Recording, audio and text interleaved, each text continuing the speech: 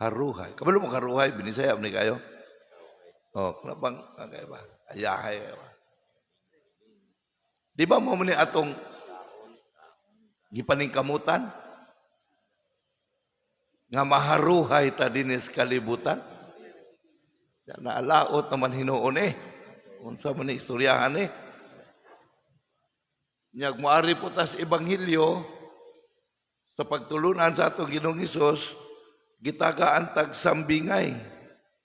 Istorya o tinuod mo gid no nga mo ni mahitabo nato kita may gipasabtan ani. Unsa iyang sambingay? Dinay duha ka tawo, ang usa dato, walay ngalan ang dato. Ngano nga may ngalan? Kay to whom it may concern man ni siya. Oh, we can identify ourselves. Unya, dunay kabus, giklaro ang ngalan si Lazaro. Unya, ang dato, gihulagwayan ta, haruhay gyud kaayo siya. Hayahay kays nga tanan. Na di ay kabus nga Lazaro, galisod gyud in town. Mag-adto siya sa dato, may nalamang unta, maningkamot nga unta. Makakaon siya, bisag sa mumho na lang nga matagak sa lamisa sa dato. Paita anak sa. Nya napagod siya, kuan, hubag-hubag tingali, kaya tilapan pa magyus iro, paita. Perting lisura yun. Nya, unsay na itabo, silang duha na nga matay. Asa man ang dato, o asa si Lazaro, nakita sa dato nga si Lazaro, tapad ni Abraham, meaning to asa sa langit. Yang dato na unsa man, ta sa Hadis, kabalo mo unsa ning Hadis, impyerno. Oh, nag-anto siya dito sa kainit, no? Nya nalipay na taan ni ron. Nya mutuog yung taan ni kay atong Ginoong Hesus di mo gini mamakak. Unya mga Kristiyanos magkata. Mabait atong Bernes naghatag og seminar dito sa usas parokya nato, this diocese. Nya niyon ko na nga gatuo daet mo nga mga Kristiyanos tarong panahon na tungod kay binunyagan ta. Tinuod binunyagan ta. Giinan ta pabunyagan aron mahimong Kristiyanos. Di gina sa ikalimod kay naatay baptismal certificate na record ebidensya gina apan ang pangutana ni ini og na Kristiyanos bata maunay isyo na Kristiyanos bata kay unsa din ang Kristiyanos atong balik-balikon gini. Ang Kristiyanos mauna ang tao nga naningkamot. Naningkamot. Muna giingon ni San Pablo sa ikaduhang pagbasa atong balikon mga igsoon, no? Unsa giingon ni San Pablo, personal letter niya nga to kang Timoteo. Iyang ginas Timoteo, para po ni nato. Apan ikaw, iyaman sa Dios. Kinsa man ni yang ikaw si Timoteo ato karon kinsa man ni gisgutan yang ikaw di ba kita iyata sa Dios mabitan niyang sa bunyag ginaingon nga kumanta mabunyagi nahimo tang anak sa Dios gipasig-uli ang atong relasyon ngadto sa Dios nya unsa yang ingon likayi kining tanan kadtong mga makadautan no nga buhat nya unsa yang gingon paningkamuti nga mahimo kang matarong Dios ngon may pagtuo may paghigugma mainantuson ug maaghop paningkamuti kutob sa imong mahimo nga makadaog ka sa bugno sa pagtuo ug makadawat sa ganti nga mao ang kinabuhing walay katapusan. Mauni ang Kristiyanos mga igsoon. Maningkamot nga magkinabuhi nga matarong. Dili matarong nga gitudlo sa kalibutan.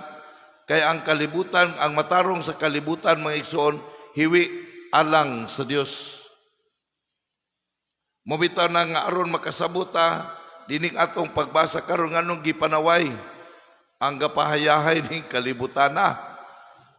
Aron makasabuta ni balik ta sa kamatuoran nga gitudlo sa atong Ginoong Hesus. Unsa nga kamatuoran na mga igsoon? Nga kitang mga tao mga piniyalanta sa Dios. Piniyalanta sa kalibutan nga ato ang gipuy-an. Piniyalanta sa kinabuhi nga atong gihuptan. Maunay kamatuoran. Unya unsa may gitudlo sa kalibutan mga igsoon? Gipanigarta nga piniyalanta kundili ang gipatuo nato nga ang kuno nato ang kalibutan. Kita'y magbuot sa kalibutan. Kita'y magbuot sa ato ang kinabuhi. We are the master and the owner of our life. Mao gyud ni gitudlo rong panahon na mga igsoon. Paminaw ra gud mo anang mga news unsay gisulti anang mga pro-abortion. Kita'y magbuot sa atong lawas. So asa naman ang Dios aniron? Mabita na mga igsoon, isip mga Kristiyanos, mao na nga ang atong kinabuhi, usa ka kinabuhi sa paghulma, formation. Ang atong mga values, mga prinsipyo, pagtulunan, it has to be formed. Asa man ibase nga formation sa pagtulunan ni Kristo. Mao gunay gipanaad mga ginikanan og nangugos panahon nga kita gibunyagan bata pata. Nga tudluan tas buot nato, tudluan tas ato pamatasan, subay og pinasikad sa pagtulunan ni Kristo. Manang usana niya na nga kita mga piniyalan lamang sa Dios. Nya nindot biya kayo mga igsoon kay naatay synonymous. Anang sinonim, anang may kang piniyalan lamang ta aning atong kinabuhi. Kana bang maingon bitatag na ay mamatay? Unsaon man, hinulaman ramang gining atong kinabuhi. Diba? Kasi kitag ingon ana. Sa to pa, kung mituot ang hinulaman ning atong kinabuhi, unas tanan, atong gidawat nga dili tatag-iya sa ato ang kinabuhi. Kay gipahulam ramang kaani. Mobita ng mga igsoon, ang kamaturan nagsulti nga dili kita mao'y naghatag og maghatag og kinabuhi. Kita pribilehiyo kay nato ni dako kay ning pribilehiyo nato mga igsoon nga si kinsa mangguta nga gipaambitan ta sa gipasinati ta sa tuburan sa kinabuhi sa iyahang kinabuhi mismo. Mabita na nga ang Dios nga dili makita pagpaambit sa kinabuhi di man makita mga igsoon. Munang aron nga makita, mapadayag siya, ga-inflessing siya. Ug mao na kitang mga tao, mao ang inflessing, nining maong kinabuhi gikan sa Dios. Mabita na nga kung hinulaman manggaling, unsa man ang usa ka tawo nga manghulam. Katong responsable nga manghulam, ha? Ayaw tong irresponsable nga manghulam. Kaya kanang irresponsable nga manghulam mga igsoon, kanang iyang hinulaman, di na ayuho niya galam, bahalag nga wala ba magkaguba-guba diya. Daghang kaya na rong panahon na. Pero kanang mga responsable nga manghulam mga igsoon, ampingan yun ang hinulaman. Nga dili mawala, dili magguba, ampingan nga maayura, nga numan, kay bulahan, kung kuhaon na sa tag-iya, kay hinulaman raman, mauli nga maayo ang hinulaman. Am I right? Mao na ang responsable nga manghulam mga igsoon. Mao po ni atong kinabuhi. Unsaon man nato pagalam ang kinabuhi nga atong kinabuhi nga kung kuhaon na ni sa tag-iya, mahimong takos, mahimong maangayan nga iuli nato niya. Mao ni atong pagkinabuhi sumala pa ni San Pablo atong nadungog karon sa second reading. Maningkamot ta nga kining kinabuhi ang mga igsoon nga atong gipahulam sa Dios nato, mahimong angayan ug maayo nga iuli nato ngadto niya. Mabitan ang atong Ginoong Hesus nagtudlo unsaon nato nga kining kinabuhi nga gipahulam nato atong magalam. Kay kining kinabuhi nato mga igsoon nga nadawat gikan sa Dios, kamaayo aning mao nga kinabuhi ang mga igsoon. Munang atong galmon ang iyang pagkamaayo. Unsaon man, munang ningon atong Ginoong Hesus, kung may makasala kanimo, pasaylua. Kay mao na ang kinabuhi nga maayo. Kung naay magdaot nimo, iampo. Kay mao na ang kinabuhi nga maayo. Kung naay manghulam nimo, pahulama nga di na kamo dawat o magpaabot nga ilisan pa. Kay mo na'y kinabuhing maayo. Mo na'y pagalam sa hinulaman. Pero kung dili ganita responsable ani mga igsoon, kita ray gadaot ug nahimong dautan ang kinabuhi nga gipahulaman nato sa unsamang pamaagi. Kung naay makasala nato, atong dumtan, ikiha, balos gyud ta. Munang nahimong dautan ang kamaayo sa kinabuhi nga atong nadawat. Kung naay mangulam, atong pahulamon, apan 5-6. Nahimong dautan ang kinabuhi nato mga igsoon. Mao bitaw na kay piniyalan man daytaan munang atong ipangutana mga igsoon, kining atong mga gasa ba giftedness. Kanang maayo kanang naay maayo kayo modalag negosyo, wa man na mag-anad og kurso kay daghang ko nakitaan nga may paglambo ilang negosyo pero dili maong kurso mo gikuha. Nganuman kay talent na gihatag sa Dios. Nya karon nilambo ka para asa man ang tanan para imuha na?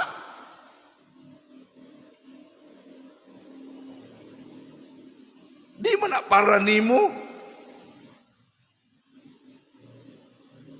Para man na sa pagpalambo sa gingharian sa Dios. Naggamiton nato ang talent nga gihatag sa Dios nato. So dili para to serve sa atong kaugalingon, pag-alagad sa atong kaugalingon dili. Kundi ato ni gamiton pag-alagad sa Dios. Kay gipiyal raman niya ning atong kinabuhi.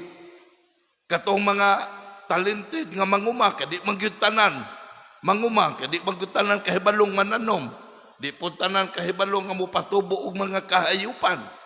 Kay tanawan ng uban mga iso, no? Kanang mga mayo kayo mupatubo og hayupan, istoryahon nila ng baboy, no? Baboy, labi na magdaot. Baboy, tulang maayo ka ha? Kay ihawon biya ka na ko rong Nobyembre 30. Ako na kang gihalad. Pati mulagaak man po noon. Magsagap-sap o ka. Ano? Si Awas ha? Pero naiuban nga di good kabuhian. Naiuban may kong, oy, flowers, kanang mamulak baya mo. Mamulak po na siya. So dili gift na mga igsoon. Sa ato pa kung maayo kay kang manguma o sa imong mga buhi-buhi, manadaghan na siya tungkol nas gasa gihatag sa Dios para asa man na para manas atong kaugalingon. Dili man aron man na pagpalambo sa gingharian sa Dios. Mao na nga kung dili ta makasabot o dili ta mutuo ni ining pagtulunan sa atong Ginoong Hesus maigsuon nga mga pinilan lamang dahil kita stewardship. Mao nang muni ang gipasabot sa unang pagbasa og sa ebanghelyo ang mahitabo natin. Mobita na yung kawang lamang ang tanan natong mga kahago kadumdumo. Mao ni ang tawtag sumari tingali ni sa mga readings nato last Sundays nga nang labay nga gisgutan ta para asa maning tanan.